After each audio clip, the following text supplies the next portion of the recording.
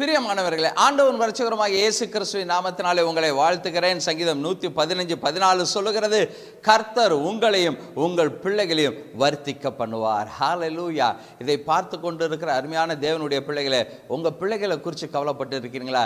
என் பிள்ளையுடைய வாழ்க்கை இப்படி இருக்கே, என் பிள்ளைகளுடைய வாழ்க்கையில் ஒரு ஆசீர்வாதம் இல்லையே, ஒரு பெருக்கம் இல்லையே அப்படின்னு சொல்லி இன்னைக்கு அநேக பிள்ளைகளை குறித்து கவலைப்பட்டு இருக்கீங்க. உங்கள் பிள்ளைகளுடைய லைஃபை ஆண்டவர் இடத்துல வெற்றி கொடுத்துங்க.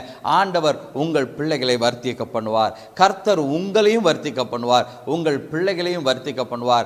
ஆண்டவர் உங்கள் பிள்ளைகளை ஆசீர்வதிப்பான்னு சொல்லி விசுவாசிங்க. கர்த்தர் உங்கள் விசுவாசத்தின்படி உங்கள் பிள்ளைகளை ஆசீர்வதிப்பார். கண்களை மூடி நாம் செபிக்கலாமா? எங்களை அதிகமாய் நேசிக்கிற எங்கள் அன்பின் ஆண்டவரே, இதை பார்த்து கொண்டு இருக்கிற, கேட்டுக்கொண்டு இருக்கிற ஆண்டவரே, உம்முடைய பிள்ளைகளை கர்த்தர் நீர் ஆசீர்வதிப்பீராக.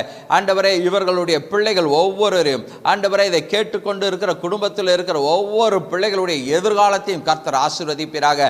அவர்கள் ஒவ்வொருவருக்கும் நல்ல குட் ஃபியூச்சர் உண்டாகட்டும், அவங்க வாழ்க்கையில் ஒரு செழிப்பு உண்டாகட்டும், சமாதானம் உண்டாகட்டும். கர்த்தர் உங்கள் பிள்ளைகளை வர்த்திக்க பண்ணுவார் என்று சொன்ன வார்த்தையின்படி கர்த்தர் நீர் இந்த ஆண்டிலே ஆண்டவரே, இதை கேட்டுக்கொண்டிருக்கிற ஒவ்வொருடைய பிள்ளைகளையும், ஒவ்வொரு குடும்பத்தினுடைய பிள்ளைகளையும் கர்த்தர் இந்த ஆண்டு ஆசீர்வதித்து ஆண்டவரே பெருக செய்வீராக.